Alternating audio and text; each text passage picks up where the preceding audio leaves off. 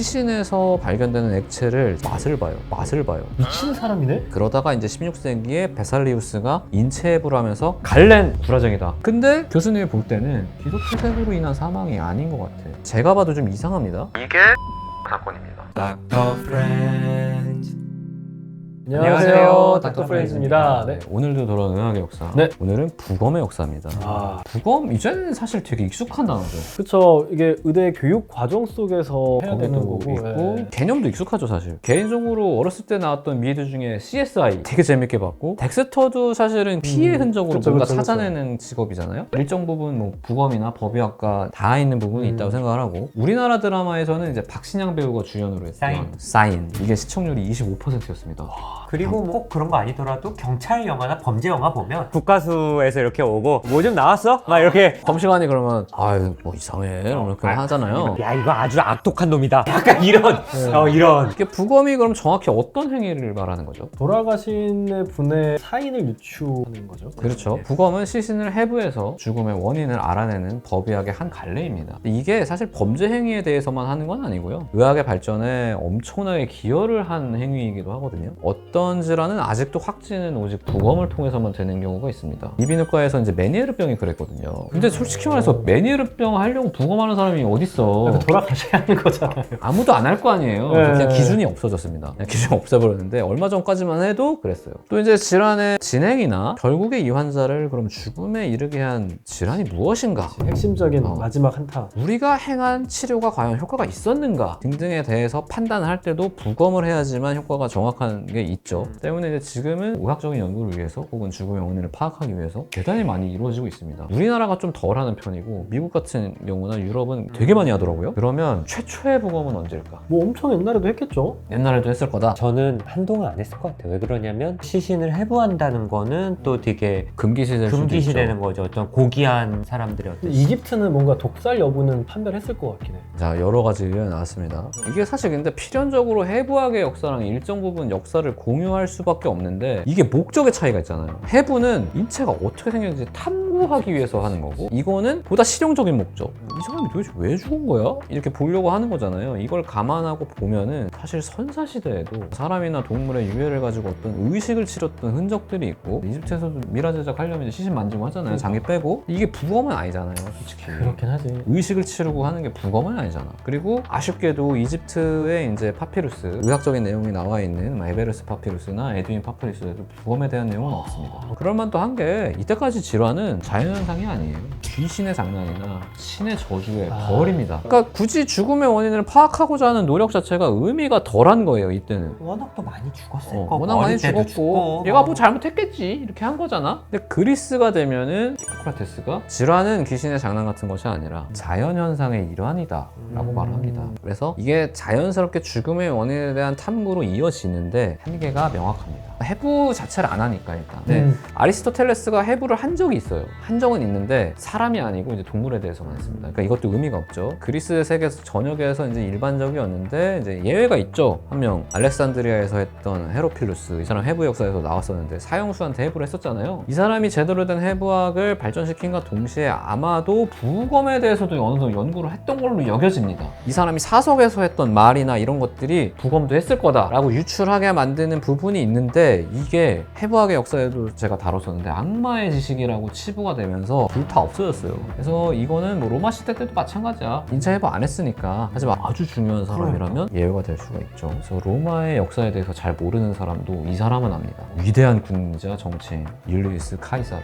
이 사람이 브루투스 너마저라는 대사를 남긴 것도 유명하죠. 그래서 이 사람이 죽음이 그때도 충격이었대. 갑자기 죽었잖아요. 그래서 기원전 44년에 안티스타우스라는 의사가 이 사람의 시신을 부검합니다. 봤더니 23개의 칼에 찔린 상처가 있는데 그 중에 하나가 대동맥까지 파열했다. 이 칼이 죽인 거다 라고 기록을 남겼어요. 그러니까 지금 생각해보면 좀 어설픈 부검이지만 이게 최초로 남아있는 부검 기록이에요. 그리고 이제 갈렌도 뭔가 이 부검에 대해서 써요. 근데 이 사람은 동물을 했잖아. 그래서 이 정확하지가 않습니다. 그래서 이게 쓸만한 내용이 아니야. 그리고 이제 슈스르타가 나오는데 이 사람도 부검하는 방법이 나옵니다. 그 사람은 진짜 했을 것 같은데. 근데 구조는 되게 잘 알고 있는데 생각보다는 생리학적인 지식이 부족해가지고 결론이 이상해. 그러니까 죽음의 원인이 다 틀려요. 그리고 부검 그 자체에 대한 기록은 없어요. 그러니까 죽음의 원인에 대한 건 있는데 이걸 때문에 부검을 했다 이건 없습니다. 중세가 오죠. 중세가 다른 부분은 모르겠는데 의학적인 부분에서는 확실히 암흑시대가 맞는 것 같아.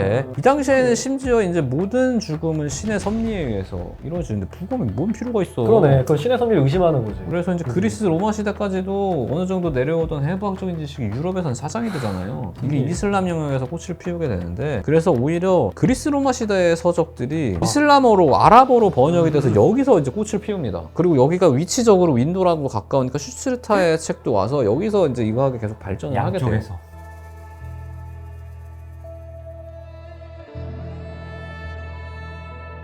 알-라즈라는 의사가 9세기에서 10세기까지 활동했던 의사인데 이븐 시나 이 사람 되게 유명하잖아요. 이 사람도 해부학을 체계화시키고 이걸 심지어 수술에까지 적용해요. 그리고 11세기에서 12세기에 활동했던 이븐 주르는 기관절개술을 최초로 합니다. 살았어? 살아요. 아랍이 이때 미쳤어. 그리고 이 사람이 사후 부검에서 피부병 옴 환자에서 기생충을 발견해요. 몸을 발견해? 옴을 발견해. 그래서 모든 병은 사체액설인데 이벌레 뭐지? 라고 해서 사체액설이 틀린 건가? 라는 기록까지 남깁니다. 뭐 틀렸다라고는 말을 못하고 틀릴 수도 있겠다라는 기록을 남길 정도로 발전을 해. 그러다가 이제 유럽이 십자군 전쟁이 12세기에 벌어지면서 이제 이쪽도 해부를 하기 시작하죠. 그러면 여기는 이제 발전을 하게 되는데 이때부터 부검을 하기 시작해요. 그래서 이제 하긴 하는데 사실 거의 금지가 돼 있어. 1299년에 교황 보나파사우 8세가 인체 해부하거나 뼈를 끓이는 모든 사람은 파문한다. 뼈를 끓이는 사람은 파면해도 될 것 같긴 그건 하다. 파문해도 되지. 그거는 약간 용납이 안 되는데 약간? 근데 이거는 십자군 전쟁에서 죽은 사람에 대해서만, 그러니까 이건 성전을 치르다 죽은 거니까 이 시신을 모독하면 안 된다. 그러니까 중간에 해부가 금지된 적도 있어 보이지만 성전하다 죽은 사람들에 대해서만이고 한번 열린 후로는 계속해서 진행을 했을 거다. 그래서 르네상스 이후에는 이제는 부검을 많이 해요. 뭐 알레상더 5세 같이 되게 높은 사람도 부검을 했어. 근데 부검을 했다만 있고 기록이 없어요. 부검을 어떻게 했다 이 기록은 없습니다. 그리고 이제 예수의 창립자인 이그나타우스, 예수의 창립자? 예수회라고 종교 종파의 단체 중에 하나입니다. 되게 빡빡한 단체예요. 잘못 걸면 죽어. 근데 이 사람의 죽음에 대해서도 부검이 이루어졌습니다. 이건 기록이 있어요. 레오나르도 다빈치도 해부뿐만 아니라 부검도 많이 했어요, 이 양반이. 심지어 노인한테서 동맥경화라는 거를 발견하거든요. 어떤 노인은 혈관이 좁아진 거야. 그거 이상하네? 라고 했는데 갈렌의 말을 이 사람이 너무 믿어가지고 이걸 의학적으로 결부를 못합니다. 그러다가 이제 16세기에 베살리우스가 인체 해부를 하면서 갈렌 구라쟁이다. 이거 믿으면 안 된다. 그래서 이때부터 본격적으로 빵 뜨게 됩니다. 왜냐면 베살리우스가 보니까 얘 인체 해부한 적이 없어. 그러니까 이게 그 구라쟁이의 구라 때문에 모든 사람들이 1000년 넘게 내려왔지만 이상하네? 내가 인체 해부 계속 해보니까 이거 달라. 얘 원숭이 해부하고 돼지 해부한 거야. 이거 완전 달라. 그래서 천년의 구라. 이때 갈렌이 골로 가고 베살리우스의 기록이 나오면서 지식이 올라가거든요. 그리고 이제 이걸 기반으로 해서 부검도 계속해서 이루어지는데 1533년에 이건 좀 신기합니다. 카톨릭 교회에서 출생 후 8일 만에 사망한 샴쌍둥이에 대해서 부검을 합니다. 근데 이거는 이제 목적이 조금 달라요. 샴쌍둥이가 이렇게 붙어 있으니까 이 아이들은 영혼이 두 개냐? 아니면 하나냐? 하나면 한 무덤에 묻고 두 개면 분리해서 각각의 무덤에 묻어줘야 천국에 간다. 그때 나름 그런 게 엄청 중요하니까. 근데 이거를 부검한다고 영혼의 개수를 어떻게 알아? 그렇죠. 그래서 이제 수도사가 부검을 했습니다. 모르겠어. 그런데 이제 모르니까 불안하잖아. 그래서 분리를 해서 따로 축복을 하고 묻어줍니다. 그래서 죽음의 원인은 명확하게 밝혀지진 않았는데 혈류량이 굉장히 적었고 뭐 이렇게 나와 있어요. 어찌됐건 죽음의 원인은 이때부터는 그래도 어느 정도 파악을 하기 시작해요. 그래서 이렇게 나갑니다. 그래서 이제 베살리우스 이후로 이제 확 발전을 하게 되는데 여기서 이제 다른 의사들이 도전을 해. 베살리우스 봤더니 너무 멋있어.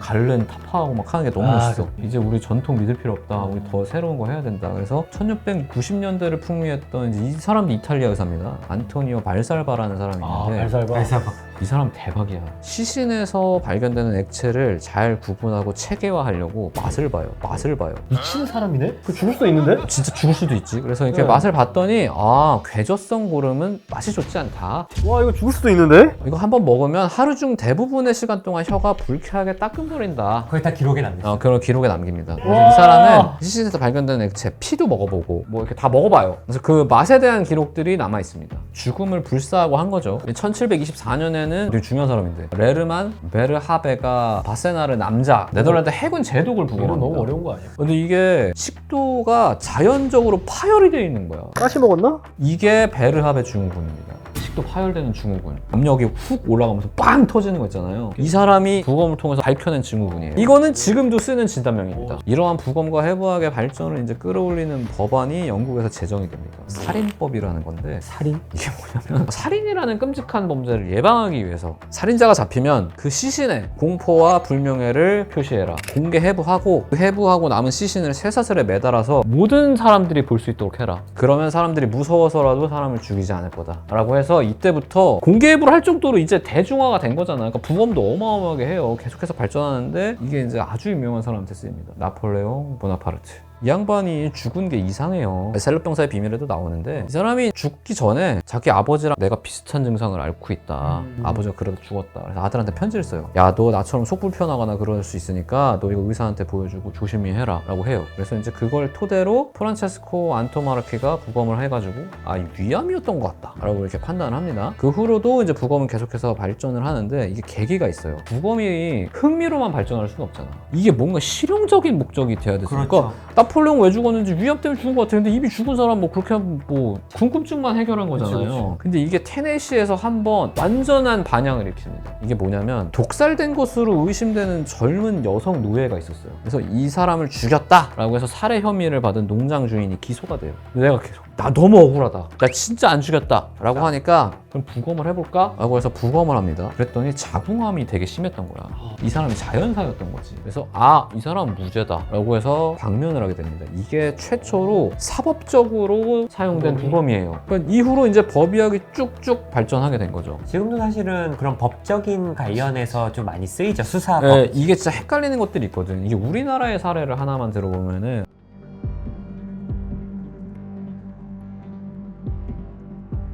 제가 되게 존경하는 유성호 교수님이 나는 매주 시체를 보러 간다라는 책을 책이 쓰셨거든요. 2014년 여름의 일입니다. 군에서 일병이 사망해요. 군에서는 이 일병이 빵을 먹다가 질식사했다라고 보고를 올립니다. 이게 이상한 거야, 유가족이 봤을 때. 그래서 언론에 제보를 합니다. 근데 이제 언론에서도 뭐가 없잖아. 그러니까 유성호 교수님한테 여쭤봐요. 아, 교수님, 이거 질식사라고 하는데 시신의 배와 가슴 등 그리고 양쪽 팔다리에 멍이 들어 있었습니다. 그래서 이제 교수님이 그걸 보고 판단을 해봐요. 이렇게 넓은 부위의 손상은 보통 교통사고에서 발생이 되는데 그렇다고 하기에는 손상 정도가 너무 낮아. 그러니까 이거는 고문이나 계획된 폭행에 의해서 발생한 것 같다 라고 이제 교수님이 판단을 합니다. 그래서 저자가 이제 부검 보고서를 더 면밀하게 살펴요. 봤더니 선임병이 빵을 먹고 있던 일병의 팔을 툭 쳐서 빵이 목에 걸렸대. 군에서도 동일하게 보고를 하고 부검에서도 목에서 빵이 발견됐대. 그리고 이제 병원 내 기록을 보면은 환자의 직접 쌓이는 허혈성 뇌손상, 그러니까 기존의 이물로 인해서 산소 공급이 제대로 안 됐다라고 쓰여 있어요. 그리고 병원으로 이송할 때 같이 갔던 병사나 부사관의 진술 또한 일치했습니다. 근데 교수님이 볼 때는 기도폐색으로 인한 사망이 아닌 것 같아. 왜냐면 기도폐색이 발생한 상황에서 심폐소생술을 하잖아요. 그러면 여기 있던 빵이 나옵니다.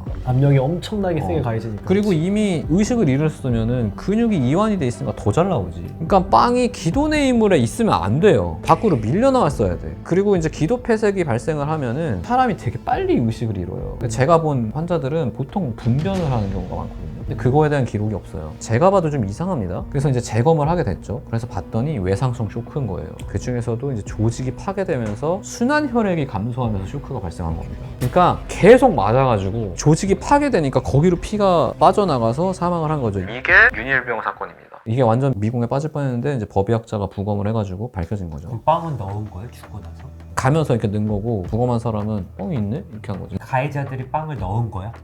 근데 부검한 사람이 부검 전문의가 아닙니다. 그러니까 갑자기 사실상 부검도 아니었던 거죠. 이쪽으로 피가 확 빠지면은 혈압이 뚝 떨어지니까 허혈상 뇌손상을 일으키는 건 맞아요. 그건 올 수 있죠. 네, 그래서 허혈상 뇌손상을 했는데 그 근데 그건 이유가 동반되는 거지 사실. 그렇지 사실 동반되는 거지. 혈압이 떨어져서 뇌로 피가 안 가는 거고 공기가 안 가가지고 허혈성 뇌손상이 오는 건 약간 다르긴 하지. 그렇죠, 그렇죠. 그래서 이게 보면은 그 책에도 사례가 많고 그런 책들에 보면은 진짜 많은 사건들이 미궁에 빠졌다가 부검으로 인해서 밝혀지는 경우가 진짜 많아요. 근데 보면은 부검이 제대로 이루어지기 시작한 거는 그나마 이제 베살리우스가 갈렌 이거 거짓말이다 라고 해서 17세기, 16세기부터 이루어진 거고 진짜. 이게 사법적인 증거가 된 거는 19세기인 거예요. 생각보다 얼마 안 됐습니다. 이런 거 보면 옛날에 진짜 억울하게 끌려가서 죽은 사람 많았을 거야. 진짜 맞을 거야.